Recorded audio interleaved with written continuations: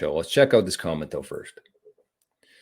Pal says, anyone care to speculate to what extent will a 4-year halving cycle persist? With consideration that 95% of Bitcoin is already mined and the ETF Sovereign Wealth Fund purchases dwarf current Bitcoin incoming. So that's kind of a pretty hot topic in the Bitcoin. Maybe I'll leave that up there. It's kind of a hot topic in the Bitcoin world right now. I think he means that because 95% of Bitcoin has already been mined, it's going to have very little impact on future halvings.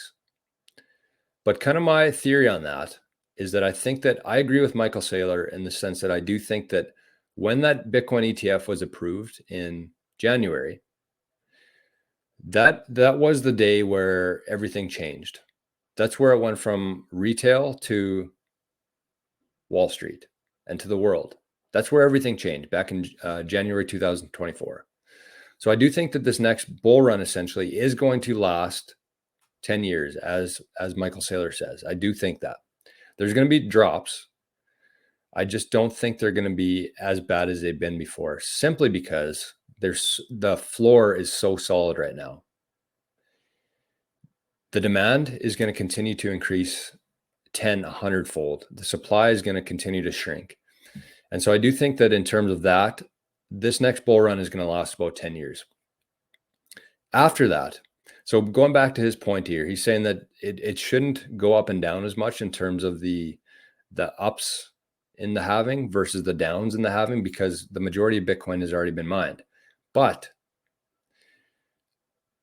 as we move forward here, we're going to stop pricing things in Bitcoin. We're going to stop paying attention to the price of Bitcoin. We're going to start paying attention to the price of sats. I think once we get to about maybe $1 million per Bitcoin, that's when it's going to switch to sats. I think that's what it was. Kind of my logic there is that at 1-to-1, $1 to 1 sat, that's going to be $100 million Bitcoin. So when it gets to 1 cent equals 1 sat, I think that's $1 million per Bitcoin. I think that's when it happens. I think that's when we start pricing things in sats instead of looking at the price of Bitcoin. So anyways, what I'm saying there is that even though the Bitcoin have been mined, the majority of the Bitcoin have been mined, once we make that shift to start looking at the price of sats instead of Bitcoin, it's going to change the way people even look at the halving and the mining. 1 Bitcoin is going to be worth so much in the future that we're not going to be talking about it. It's going to be like a non-issue. It's going to be priced in sats. So I do think that, yes, the halving cycle will persist. I think that the volatility will go down over time simply because of that, because there's much more people involved and countries involved. But I do think it will continue to happen. I just think we're going to change the way we look at Bitcoin and the way we price it. So, because doesn't that make sense to you as just like human psychology? Once 1 cent equals 1 sat, I think that's what's going to show up in like the tickers. It's going to be sats and not Bitcoin. So there you go. Good question, pal. Okay. So big shout out to everybody once again in the Zapdot stream. I know I keep talking about it, but it's pretty cool.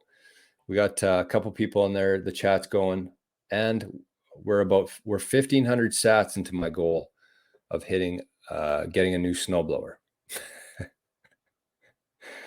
So check that out. It's a lot of fun. I like it. Yes, unit bias is definitely something we need to overcome. I agree with that.